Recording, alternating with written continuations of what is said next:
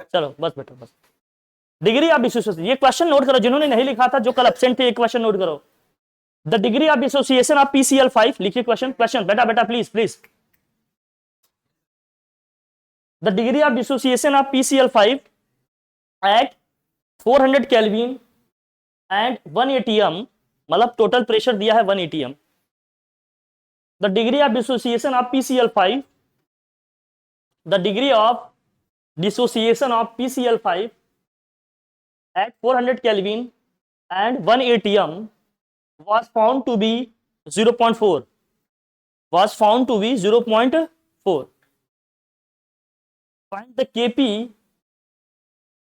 find the Kp for following equation at same temperature, for following equation at what?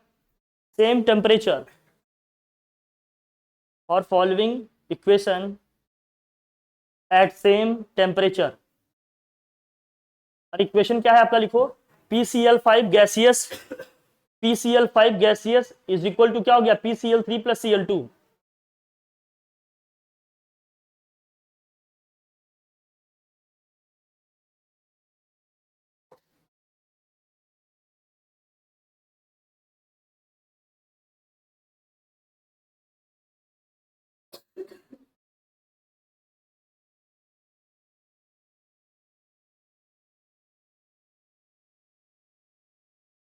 कल तो लिखे थे ना क्वेश्चन, तो बेटा कॉपी तो कई सारी है ना, कौन सी कॉपी में थी, कहाँ लिखा हुआ है?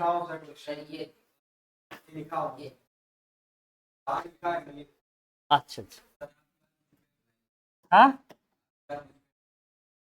आपने नहीं लिखा था, ओके बेटा। लिखिए PCl5 गैसियस, इक्वेशन क्या लिखा था भाई, PCl3 गैसियस प्लस क्या लिखा है, Cl2, ये गैस। जो इसका डिग्री ऑफ डिसोसिएशन है, डिग्री ऑफ डिसोसिएशन का मतलब कल क्या हमने बताया था, डिग्री ऑफ डिसोसिएशन का मतलब क्या है,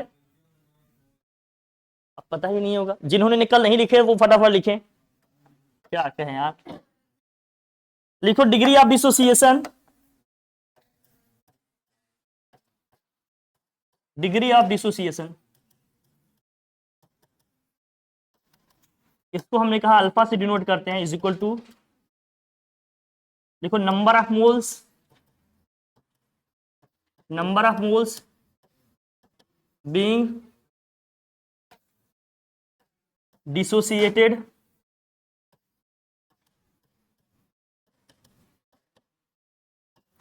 this whole upon total number of moles at equilibrium,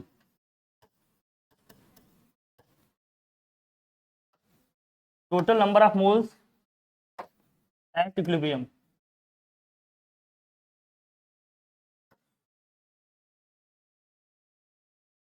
total number of mole at equilibrium, ये है क्या, degree of dissociation. Degree of dissociation का मतलब क्या है, number of moles being dissociated upon what, total number of moles at equilibrium. फिर हमने partial pressure का बताया था आपको, मोल फ्रैक्शन का फॉर्मूला तो ऑलरेडी लिखा था, पार्शियल प्रेशर करो बेटा बेटा प्लीज,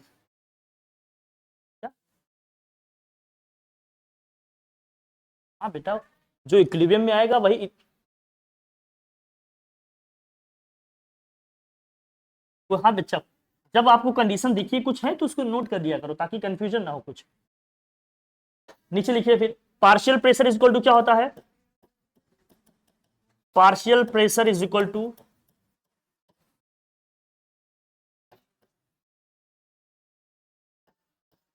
मोल फ्रैक्शन इनटू क्या होता है, P टोटल, टोटल प्रेशर। अगर मुझे किसी एलिमेंट ए का निकालना है पार्शियल प्रेशर तो कैसे लिखोगे, P of A is equal to क्या होगा, mole fraction of A into क्या होगा, P टोटल, मतलब टोटल प्रेशर। इसको अच्छे से देख लेना, इसको लिख लेना भैया, प्रैक्टिस कर लेना। किसी एलिमेंट ए का लिखना है अगर पार्शियल प्रेशर तो कैसे लिखेंगे, किसी एलिमेंट ए का लिखना है पार्शियल प्रेशर तो कैसे लिखेंगे, मोल fraction of A into what, total pressure, into क्या होगा, टोटल प्रेशर। ये सब निकालने के तरीके हैं, कल इस पे बात किए थे, आज इसी से क्वेश्चन करेंगे, ये ध्यान रखना। अब डिग्री ऑफ डिसोसिएशन का क्या मतलब है मैं बताता हूं, उसको हटा दें, इसको लिख लिया जरा। अब जैसे दिया है PCl5 gaseous is equal to क्या दिया है, PCl3 gaseous plus Cl2 gaseous दिया है। इसका डिग्री ऑफ डिसोसिएशन कितना है, इसका डिग्री ऑफ डिसोसिएशन क्या है, 0.4 है। अब जरा समझना ध्यान से, अगर इक्वेशन दिया है सिंपल ऐसे, इनिशियल जब t इक्वल टू 0 लिख दिया, जब t इक्वल टू हमने t लिख दिया, मतलब इक्विलिब्रियम जब आ गया तब, अगर मान लेते हैं इनिशियल इसका कॉन्सेंट्रेशन क्या है, t है, इनिशियल कॉन्सेंट्रेशन इसका क्या है, इनिशियल अभी ये डिसोसिएट हुआ नहीं तो इनका क्या मिलेगा, 0 मिलेगा, इनका क्या मिलेगा भाई 0। अब इसकी कितनी मोल डिसोसिएट हुई है, मान लीजिए इसका डिग्री ऑफ डिसोसिएशन अगर अल्फा है, अभी बता रहा हूं ऐसे समझने के लिए, अंडरस्टैंडिंग के लिए, अगर इसका डिग्री ऑफ डिसोसिएशन अल्फा है तो इसको लिखते कैसे है समझना, इसको लिखेंगे C ब्रैकेट में लिखेंगे 1 माइनस अल्फा, क्या लिखेंगे 1 माइनस अल्फा, या इसको क्या लिख सकते हैं C माइनस सी अल्फा। लिखने का तरीका सीखिए, क्योंकि हर बार 0.4 इस तरह से नहीं दिया रहेगा, लिखने का फॉर्मेट समझना। अल्फा क्या है, डिग्री ऑफ डिसोसिएशन, लिखते कैसे हैं C in bracket 1 minus alpha, या C माइनस क्या लिखेंगे, हमने कहा यहां से जितना डिसोसिएट हो रहा है उतना ही तो वहां बनेगा, इसका स्टोइचियोमेट्रिक कोएफिशिएंट क्या है 1, यहां से C अल्फा निकल रहा है तो यहां क्या क्या बनेगा, यहां भी C अल्फा बनेगा, यहां भी क्या बनेगा C अल्फा। यही तो लिखने का फॉर्मेट सीखे थे हम लोगों ने कल, इसको लिखेंगे C अल्फा, वो भी क्या होगा C अल्फा।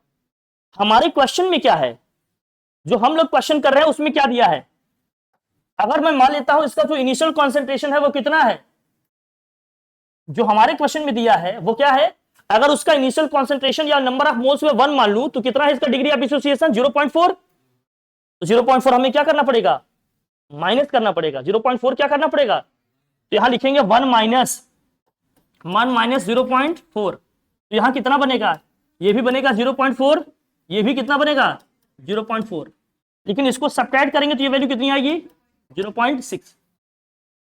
अब इक्विलिब्रियम आ गया, तो टोटल नंबर ऑफ मोल्स कैसे निकालोगे, सबका क्या कर लेंगे हम सम, तो total number of moles equal to क्या होगा, टोटल नंबर ऑफ मोल्स,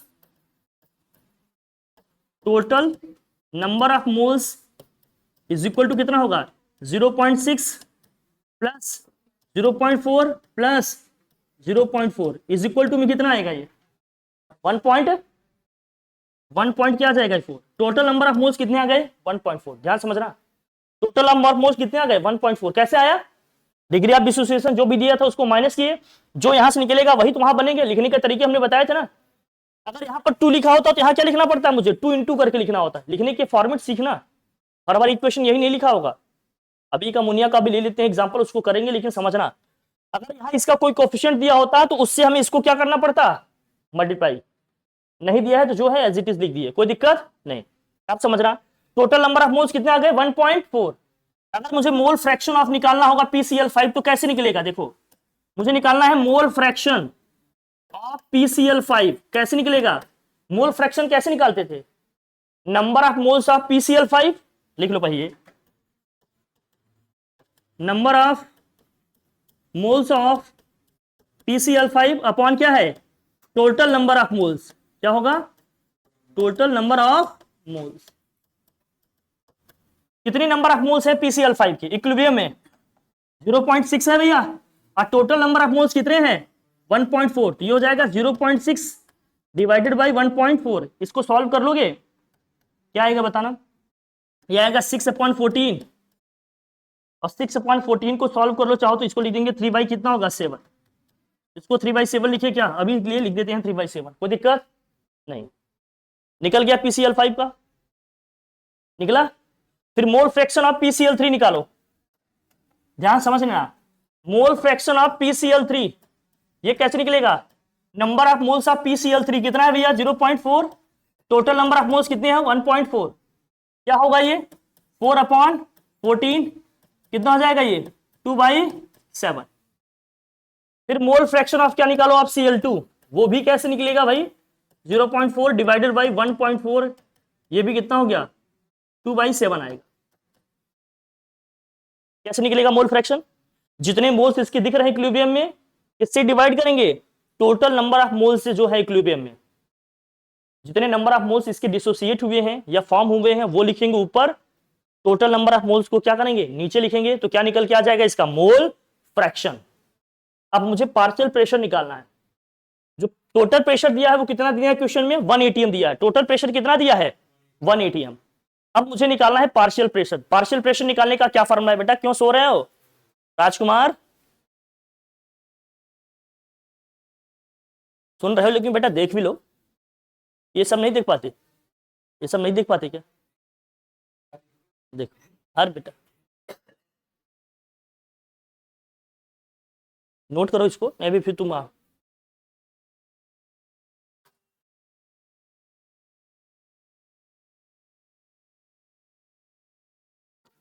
ठीक।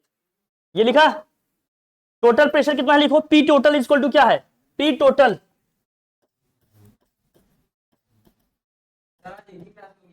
हाँ बच्चा, हाँ P total is equal to क्या है, 1 एटीएम। पार्शियल प्रेशर कैसे निकलेगा, पार्शियल प्रेशर ऑफ PCl5 कैसे निकलेगा भाई, मोल फ्रैक्शन ऑफ PCl5 इंटू क्या होगा, पी टोटल। खान साहब खामोश रहिए।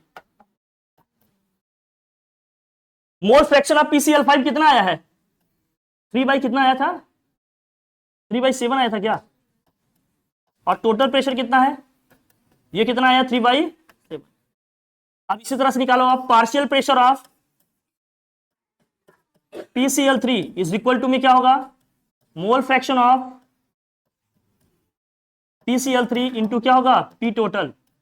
ये कितना आया था आपका 2/7, पी टोटल कितना है 1, इंटू कर देंगे क्या आ जाएगा 2/7। इसी तरह से आपका PCl2 का क्या आ जाएगा, इसका भी आ जाएगा 2/7।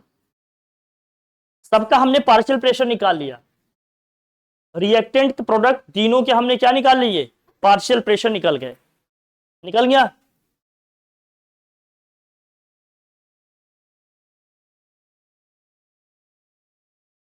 रिएक्टेंट और प्रोडक्ट तीनों के हमने क्या लिख दिए, पार्शियल प्रेशर लिख लिए,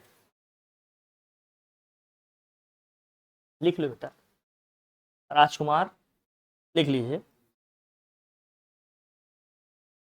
ठीक।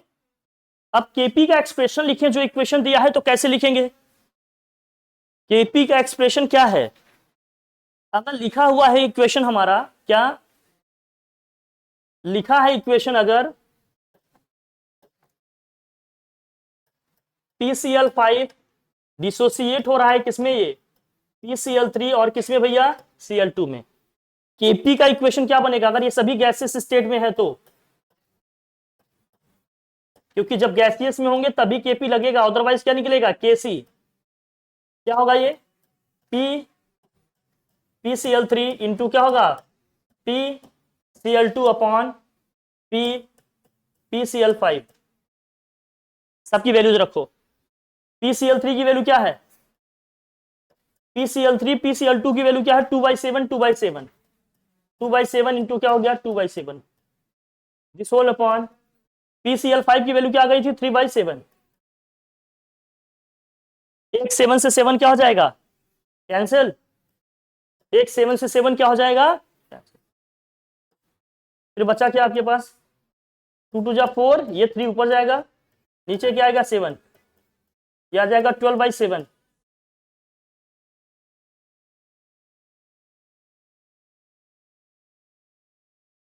प्लीज आप लोग ना क्लास में घुसने से पहले मोबाइल वगैरह साइलेंट कर दिया करो भाई, कुछ तो तहजीब सीखिए यार, मतलब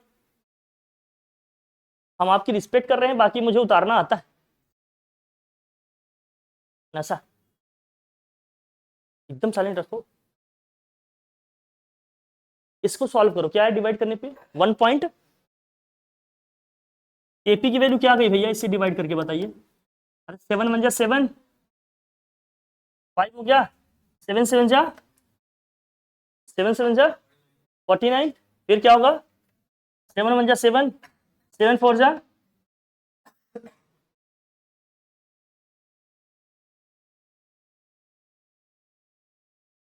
कितने एटीएम हो जाएंगे, हर जगह डेसिमल में रखे हैं तो डेसिमल में थोड़ा डिफरेंस आ सकता है, बस बचिए।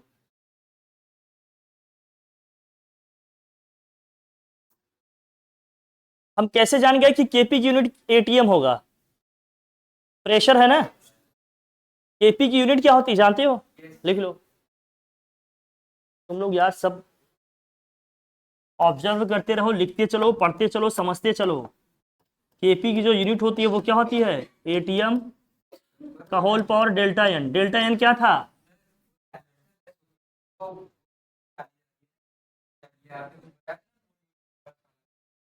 बेटा वो तो हमने कहा ना इक्वेशन टू इक्वेशन डिपेंड करेगा ना, ये भी इक्वेशन टू इक्वेशन डिपेंड करेगा। डेल्टा अगर डेल्टा एन जीरो आ गया तो ये भी क्या होगा, डायमेंशनलेस हो जाएगा। लेकिन यहाँ डेल्टा एन की वैल्यू 1 आएगी, क्यों आएगी 1 जरा बताना। Number of moles of product 2 है, number of moles of reactant क्या है 1 है, डिफरेंस दोनों का क्या आएगा 1। एटीएम की पावर 1 मतलब क्या लिखा जाएगा, सिर्फ एटीएम। सिंपल सी बात है ना ये। क्वेश्चन क्वेश्चन करना सीखो, थोड़ा सा इंटरेस्ट लाओ, ऐसे नहीं बनेगा कुछ, ठीक। हटाओ इसे। हाँ? अब यही सब लेकर बैठे रहते हो, बाद में यही होता है केमिस्ट्री हमारी वीक हो गई। वीक क्यों ना हो जाएगी, क्योंकि कभी मेहनत ही नहीं कर रहे हो।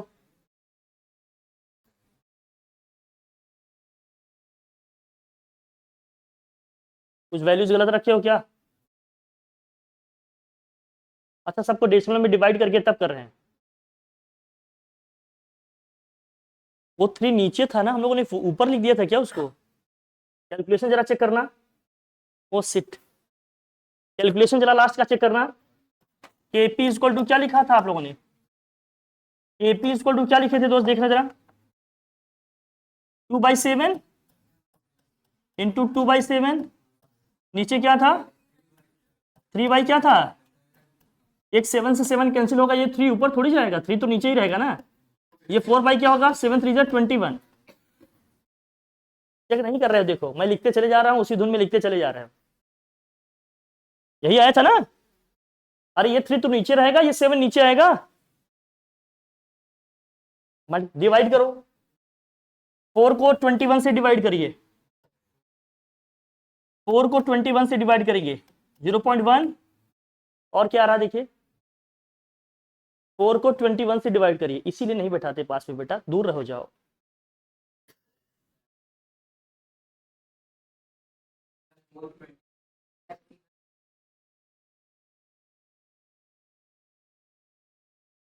अब मतलब केवल सारे कैलकुलेशन उसी से होंगे।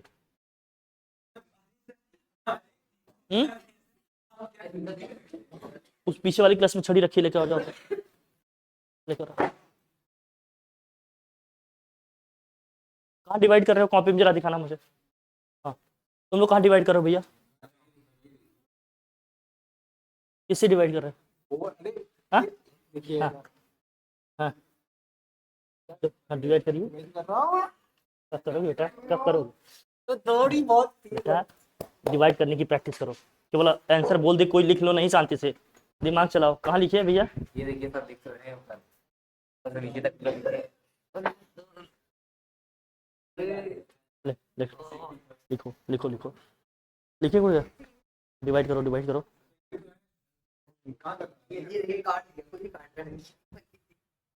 अभी किया है सर, डिवाइड कहाँ कर रहे हो बेटा, हाँ हाँ डिवाइड करो, पहले डिवाइड करो, डिवाइड करो, डिवाइड करो। 0.19 ऐसे करके आ रहा है क्या, 19 और कुछ आ रहा है, 4 4 आ रहा है, 0.194 आएगा। और यूनिट क्या होगी इसकी, एटीएम, क्योंकि केपी की यूनिट क्या होती है, केपी इक्वल टू क्या होता है बेटा, एटीएम की पावर क्या होता है डेल्टा एन, और डेल्टा एन का मतलब क्या है, डेल्टा एन का मतलब क्या है लिख लो, डेल्टा एन का मतलब क्या था, sum of moles of product, sum of moles of product minus sum of moles of reactant.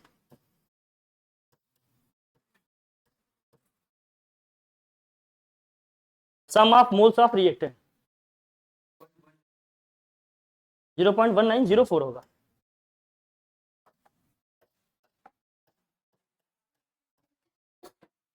एक मिनट, सही है, लाओ चलो लाओ, इसमें था यार, लाओ लाओ लाओ लाओ, हाँ लाओ भाई, हाँ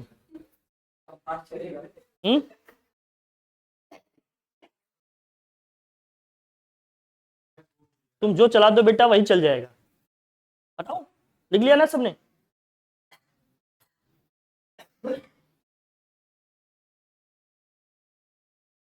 लिखिए प्रॉपर्टीज ऑफ इक्विलिब्रियम, हेडिंग करिए properties of equilibrium.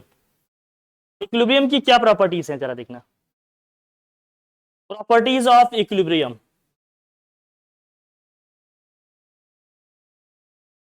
Properties of equilibrium,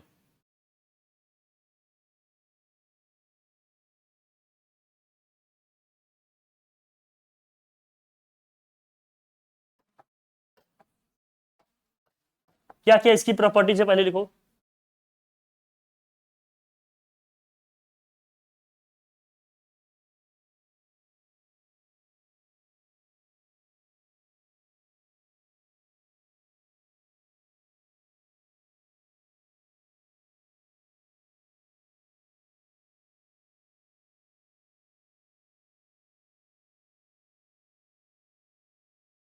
लिखो the value of equilibrium constant, the value of equilibrium constant, the value of equilibrium constant, the value of equilibrium constant will be constant for a particular equation या reaction, जो लिखो for a particular reaction, हर एक reaction के लिए equilibrium constant की value हमेशा क्या होगी, फिक्स होगी, और क्या होगी, वो कांस्टेंट होगी, वो कभी नहीं बदलेगी, हमेशा फिक्स रहेगी, कांस्टेंट रहेगी, ये ध्यान रखना, ठीक है। नेक्स्ट लिखो,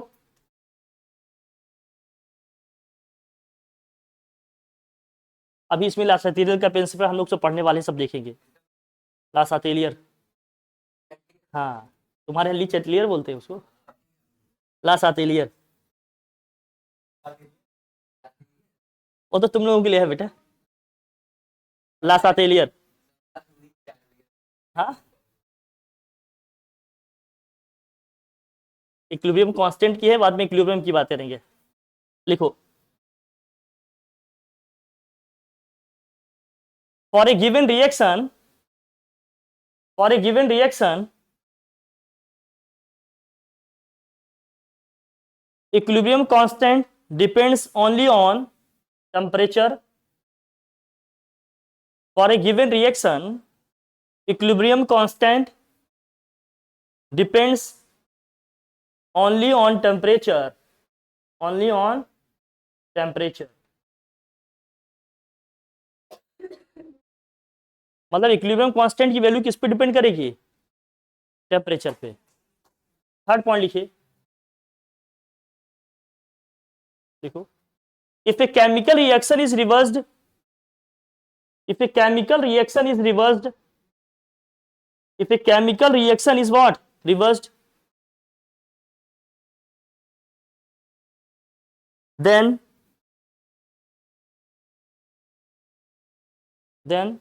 new equilibrium constant, then new equilibrium constant,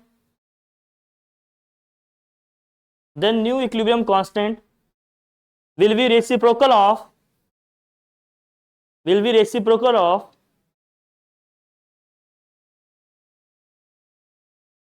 will be reciprocal of initial या फिर स्टार्टिंग रिएक्शन, या इसी को फॉरवर्ड रिएक्शन भी बोलते हैं। इनिशियल रिएक्शन, इसका मतलब क्या है, देखो जैसे रिएक्शन लिखा है A plus B equal to C plus D, अभी क्या है, अभी रिएक्टेंट आपका ए और बी है, प्रोडक्ट क्या है आपका सी और डी है। अगर इक्विलिब्रियम कांस्टेंट की वैल्यू लिखेंगे तो के इक्वल टू क्या होगा, molar concentration of C into molar concentration of D upon molar concentration of A into molar concentration of B होगा बेटा, ठीक है।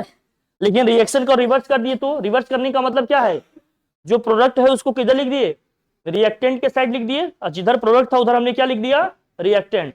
अब यहां पर जो न्यू इक्विलिब्रियम कांस्टेंट होगा जिसको आप के डैश लिखोगे, के डैश क्या होगा, अरे पहले वैल्यू तो लिखेगा इसकी। ऊपर हमेशा क्या लिखा जाता है, प्रोडक्ट, नीचे हमेशा क्या लिखा जाएगा, रिएक्टेंट। अब इस केस में क्या है, ये रिएक्टेंट है, ये क्या है, प्रोडक्ट। जब इस रिएक्शन के लिए लिखूंगा इक्विलिब्रियम कांस्टेंट, यहां क्या होगा, molar concentration of A into molar concentration of B upon क्या हो गया, molar concentration of C into molar concentration of D. K dash और के में क्या रिलेशन है, के डैश जो है वो के का क्या है, रेसिप्रोकल है। इसको लिखना पड़ेगा, मैं लिखूं तब लिखोगे, या समझ में आ रहा है, लिखो प्रॉपर लिखो फिर लिखो for reaction A plus B equal to C plus D, लिखिए for reaction A plus B equal to क्या है, C plus D. Equilibrium constant K is equal to है, equilibrium constant K is equal to है C into D upon A into B. If reaction is reversed, जब reaction को क्या कर दिया भाई, रिवर्स कर दिया। If the reaction is reversed, अगर रिएक्शन को उसने क्या कर दिया, रिवर्स कर लिया, तो if the reaction is reversed then क्या हो जाएगा, C plus D equal to क्या होगा, ए प्लस बी। लिखो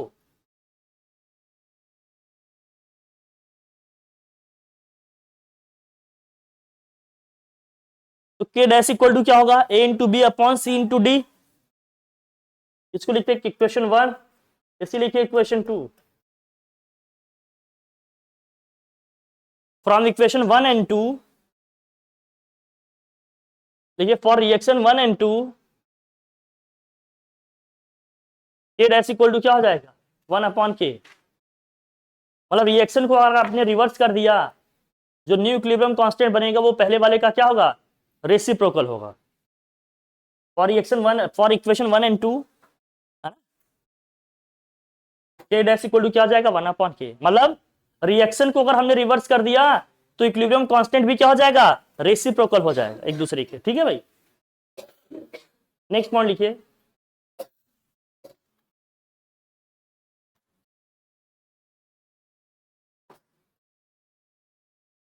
देखिए लिखो if a particular reaction, if a particular reaction is multiplied by N, मतलब रिएक्शन को आपने एन से मल्टीप्लाई कर दिया। If a particular reaction is multiplied by N, if a particular reaction is multiplied by n, then if a particular reaction is multiplied by n, then its new equilibrium constant will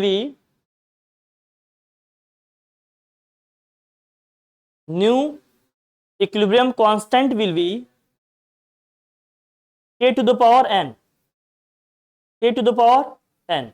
full stop करो, नीचे लिखो k is equal to क्या है, where k is what, initial equilibrium constant, k is initial equilibrium constant।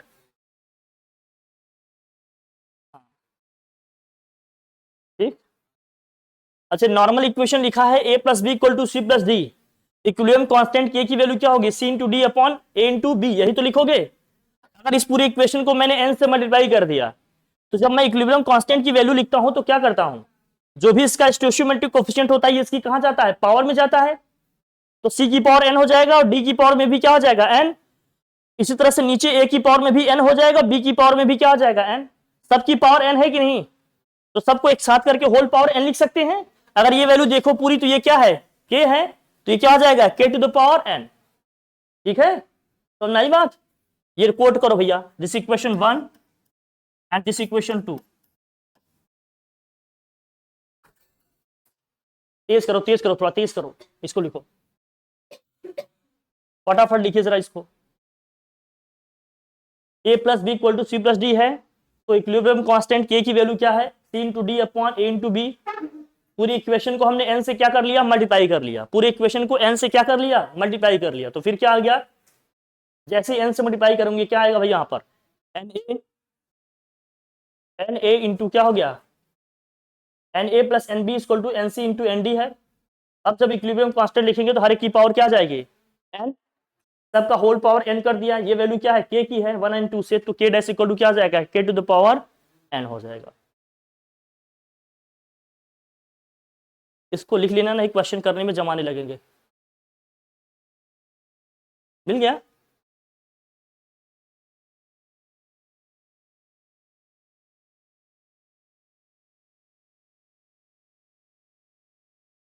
ठीक,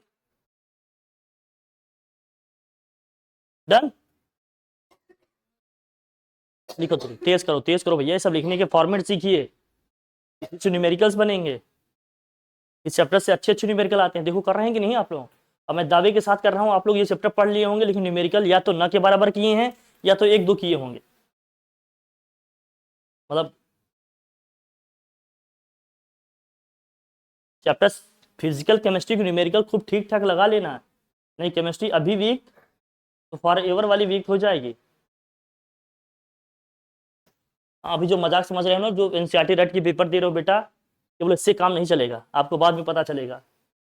लिख लिया इसको, बहुत सिंपल चीजें हैं इसमें, क्या ही डिटेल में, बहुत लिखो। हाँ लिखो, लिखो, if a reaction is divided into two और more than two parts, if a reaction is divided into two or more than two parts या two steps, जो लिखना चाहो, if reaction is divided into, if a reaction is divided into two or more than two steps या parts, then नीचे लिखो, then new equilibrium constant के dash equal to होगा, लिखो न्यू इक्विलिब्रियम कांस्टेंट के डैश इक्वल टू होगा, पहले part का जो होगा इक्विलिब्रियम कांस्टेंट इनटू जो क्या होगा दूसरे पार्ट का क्या होगा इक्विलिब्रियम कांस्टेंट। ये आपके लिए बहुत इंपॉर्टेंट है। अगर कोई रिएक्शन दो पार्ट में हो रहा है तो पहले पार्ट का इक्विलिब्रियम इनटू क्या होगा दूसरे पार्ट का इक्विलिब्रियम, तो पूरे रिएक्शन का क्या आ जाएगा इक्विलिब्रियम कांस्टेंट आ जाएगा। क्या आ जाएगा, इक्विलिब्रियम कांस्टेंट आ जाएगा। ये समझना बहुत जरूरी है। जैसे ये देखिए, ये कोई रिएक्शन है, a plus B equal to क्या है c प्लस डी। अब इसमें क्या हो रहा है कि a किस में कन्वर्ट हो रहा है, c में कन्वर्ट हो रहा है, और b किस में कन्वर्ट हो रहा है। तो इस रिएक्शन के लिए जब मैं इक्विलिब्रियम कांस्टेंट लिखूंगा K1 इक्वल टू क्या आएगा c अपॉन a आएगा। इस रिएक्शन के लिए जब लिखेंगे इक्विलिब्रियम कांस्टेंट इक्वल टू क्या होगा d अपॉन b आएगा। लेकिन पूरी रिएक्शन हमारी क्या है, a plus B equal to c plus D है। इस रिएक्शन के लिए जब इक्विलिब्रियम कांस्टेंट लिखेंगे तो क्या होगा c इंटू डी अपॉन क्या होगा a इंटू बी होगा, ऐसी होगा। तो अगर आप इसे ध्यान से देखो तो क्या इसको आप c अपॉन a और d अपॉन b करके अलग लिख सकते हो। c अपॉन a क्या है आपका K1 है, और d अपॉन b आपका क्या है K2 है। तो जो न्यू इक्विलिब्रियम कांस्टेंट आएगा वो क्या आएगा, दोनों की इक्विलिब्रियम कांस्टेंट का क्या होगा, वो प्रोडक्ट होगा। क्लियर है। इन दोनों एग्जांपल को कोट करो, ठीक है। लिखो, यहां से ये लिखो रिएक्शन, यहां से ये लिखो रिएक्शन, फिर ये रिएक्शन लिखो, दैट्स इट। आपको ये सब लिखना आना चाहिए, इन सब की खूब प्रैक्टिस करो, इसीलिए प्रॉपर हर चीज इसमें लिखवा रहे हैं एकदम डिटेल्ड वे में। हर एक स्टेप आप लिखो, लिखने की खूब प्रैक्टिस करो। आपको बोर्ड्स देने हैं, आपको एकेडमिक एग्जाम्स देने हैं, राइटिंग स्किल बहुत मैटर करेगी, उसी के मार्क्स मिलेंगे। लिखने में लापरवाही किए तो महंगा पड़ेगा, इसलिए इसको अच्छे से समझ लो।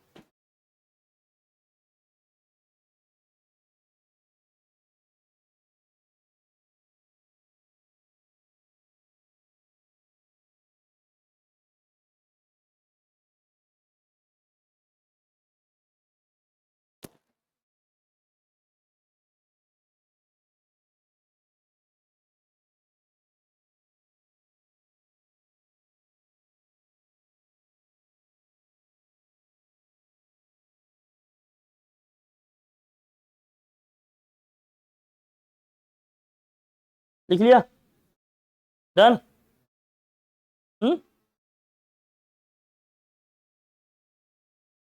जल्दी करो जल्दी करो। रिएक्शन दो पार्ट में हो रहे हैं तो हर एक पार्ट का जो इक्विलिब्रियम कांस्टेंट होगा मल्टीप्लाई कर देंगे तो टोटल इक्विलिब्रियम जो हमारा नेट इक्विलिब्रियम कांस्टेंट है वो वैल्यू निकल के आ जाएगी। मूव करें, क्वेश्चन लिखो, चलो क्वेश्चन लिखो, नोट करो, इसको करते हैं। देखो क्वेश्चन दिया है, इसको कैसे करोगे, जल्दी करो चलो। इक्विलिब्रियम कांस्टेंट के ई क्यू लिखने का मतलब क्या है? इक्विलिब्रियम कांस्टेंट फॉर रिएक्शंस, ए किस में कन्वर्ट हो रहा है? सी में। बी किस में कन्वर्ट हो रहा है? डी में। Were found to be 16 and 50 respectively, find the value of a K E Q for the reaction C plus two B is equal to A plus two D, equal to A plus क्या हो गया? To D. अच्छा question है, कितने लोग कर पाएंगे इसको, जरा देखो।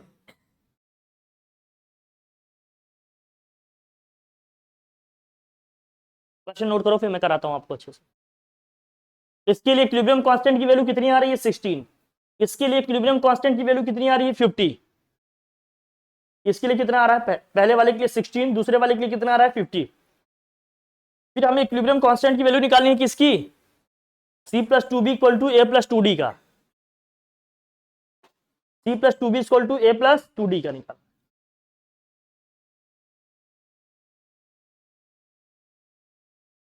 अब बताओ कितने जन इसको कर सकते हो?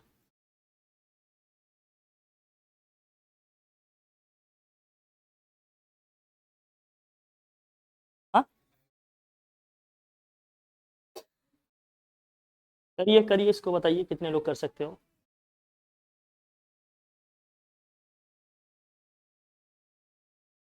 नहीं, सिंपल होता तो कर लेते, उल्टा ही देते हैं आप, यही ना? नहीं दिमाग चल रहा है तो हटाएं। सोल्यूशन कर लिया? नहीं ना?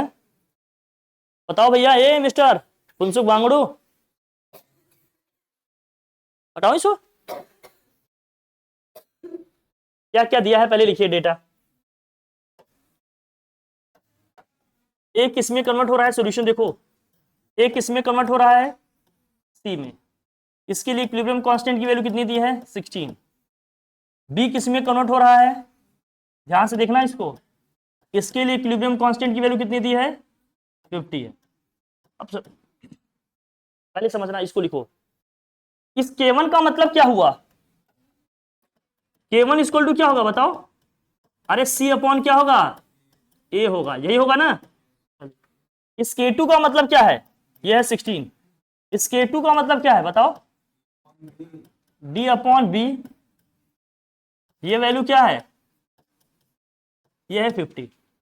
No problem. इक्वेशन क्या दिया है हमारा? इक्वेशन क्या लिखा है जरा बताना। C प्लस क्या लिखा है? 2b इज इक्वल टू क्या दिया है? A प्लस, यही है ना? इसके लिए जो इक्विलिब्रियम कांस्टेंट हमारा ये होगा, K इक्वल टू क्या बनेगा? A होगा, इनटू में क्या होगा? D की पावर में क्या जाएगा? हमने कहा जो भी इसका स्टोइचियोमेट्रिक कोएफिशिएंट है वो कहां जाएगा? पावर में। नीचे क्या आएगा? C होगा, और इनटू में क्या होगा भैया? B होगा, लेकिन B की पावर में क्या आएगा? 2। जो भी स्टोइचियोमेट्रिक कोएफिशिएंट रहेगा वो किस में जाएगा? पावर में जाएगा। और ऊपर क्या लिखेंगे? प्रोडक्ट को। नीचे किसको लिखेंगे? रिएक्टेंट को। लिखने का फॉर्मेट समझना, जो वैल्यू दिया लिख लेंगे आप। अब A अपॉन सी को आप अलग करो, A अपॉन सी को आप अलग कर लो, और D अपॉन बी को भी क्या कर लो आप? अलग कर लो। लेकिन स्क्वायर है तो क्या कर लो आप भाई? स्क्वायर। अब यहां C अपॉन A की वैल्यू तो 16 है, लेकिन यहां वैल्यू क्या दी? A अपॉन सी को आप क्या लिखोगे जरा बताओ मुझे। अगर K1 K2 लिखना चाहो तो क्या लिखूं बताओ? अगर C अपॉन A की वैल्यू K1 है तो A अपॉन सी की वैल्यू क्या होगी? गधा। अरे K1 K2 बताओ अभी। अभी K1 में लिखोगी तो क्या लिखोगी? 1 अपॉन K1। माइनस में कहा बोल दिया? फिर रेसिप्रोकल ही तो लिखेगा। ये 1 अपॉन क्या आएगा? K1। और ये क्या है? ये वैल्यू किसकी है? K2 की है, लेकिन स्क्वायर है तो क्या कर देंगे? इसका स्क्वायर कर देंगे। क्योंकि इसका कोफिशिएंट क्या है, हमने क्या बताया था इक्वेशन लिखते हुए, जो इसका कोफिशिएंट रहेगा वो क्या हो जाएगा, पावर। पावर कर दिया भैया, कोई दिक्कत। वैल्यू जो दी है इसकी पुट करो इसमें। K1 है 16, K2 है आपका 50, सॉल्व करो इसको। 1/16 इंटू क्या हो जाएगा ये 50 का स्क्वायर, सॉल्व करो। हाँ कितना आ गया बच्चा, 50 इंटू 50। हाँ स्क्वायर करेंगे ना बच्चा, स्क्वायर करने में 2 बार आएगा ना, बताओ। हाँ मतलब स्क्वायर समझाना पड़ेगा क्या। हाँ 2 से करोगे क्या आएगा 8, 2 से करेंगे 25, यह आ जाएगा 4, ये हो गया 25। 25 इंटू 25 कितना हो गया 625 डिवाइडेड बाई 4। 4 से डिवाइड करो क्या है बताओ,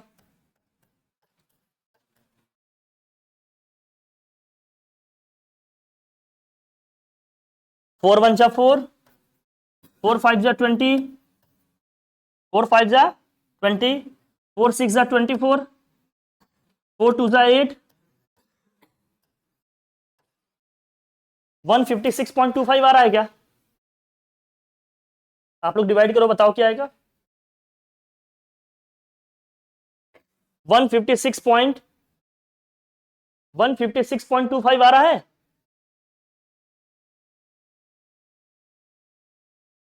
वन 156.25 यही आ रहा है कि नहीं।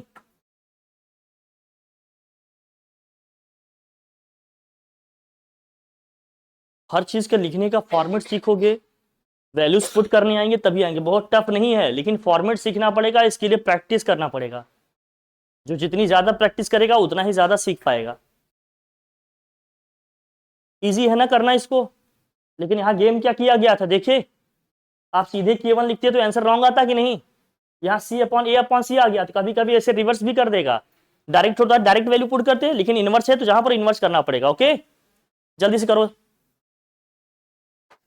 मूव करें, हटाओ इसे।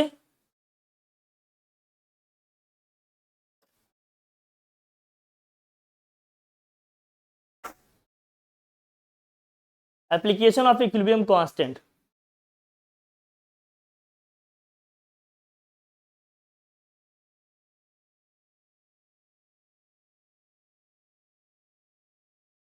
आप लोग टाइम से आना सीख जाएंगे एक आध 2 दिन में कि नहीं। अब तुम लोगों की क्लास थोड़ा लेट कर दूं मैं, इधर इधर भी थोड़ा सा कुछ अभी आपके टीचर्स भी थोड़ा एब्सेंट हैं, तो मुझे ही क्लास करनी रहेगी इसलिए। हाँ या तो पहले कर दें, कहो 3 बजे से कर दें, 3 बजे से कर दें, 3 बजे ही आते। आप लोग टाइम पे आ नहीं रहे हैं। हाँ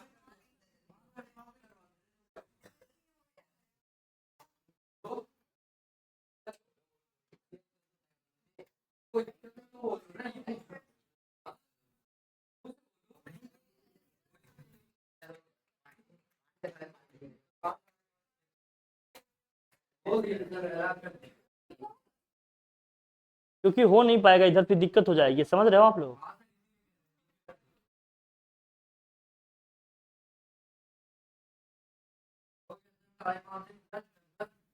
अरे जाने दो बेटा,